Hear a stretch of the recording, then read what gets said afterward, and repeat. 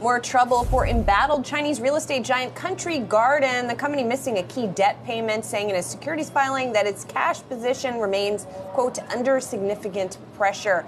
Yahoo Finance's Akiko Fujita has been tracking this story.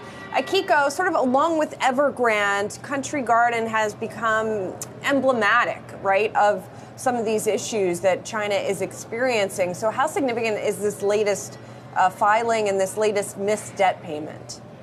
Yeah, well, Julie, the missed debt payment certainly raises additional concerns about the potential for Country Garden to default on its debt altogether when you consider this is a company that already faces roughly $187 billion in liabilities. The company saying in a regulatory filing in Hong Kong, in part, prevailing market conditions have made it difficult for the group to procure, in their words, sufficient cash to enhance its liquidity position.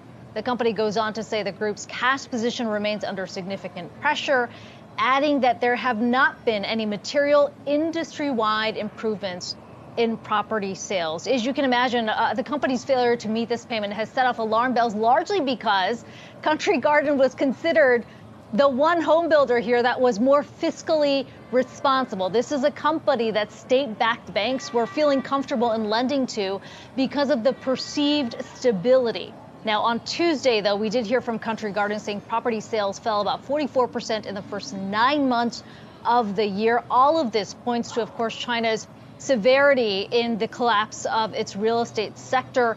Real estate giant Evergrande, as well as Sunac China, as you know, already defaulting on its debt. On Monday, Evergrande's bond investors warned of an uncontrolled collapse of the group after it scrapped a debt restructuring plan for $35 billion. And guys, we should point out financial regulators in China have put out a number of measures here to try and reinstill confidence in the sector, largely because of the heavy weight the real estate sector holds in the Chinese economy. We're talking roughly 30% here. A number of measures, including cutting rates for existing mortgages, as well as lowering the minimum down payment for property. But that simply has not attracted buyers back into the market, and certainly not good news when you talk about names like Country Garden.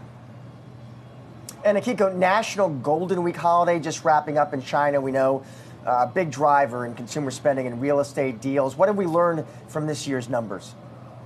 Yeah, this is an 8-day holiday that is pegged to National Day in China. Traditionally, it is a very lucrative holiday for a lot of retailers in China. The latest numbers we've gotten from government data point to 820 million people traveling around the country, spending more than $100 billion in revenue. Now, that is a huge improvement from last year when you'll recall the strict COVID restrictions were still in place, but it's still well below official projections. And it's just a slight improvement from where 2019 was. Goldman Sachs putting out a note over the weekend saying that these latest numbers point to a deceleration in the services recovery, although it is still recovering. Goldman Sachs going on to say they believe additional easing will be necessary for policy for further recovery in consumption and services. We should also point out here that home sales over Golden Week, certainly something to be closely watched because it is a key time for property developers. When you look across 35 cities, one research firm pointing to a drop in 17% in terms of sales year on year. So certainly not good news on that metric as well. Akiko Fujita, thank you for that.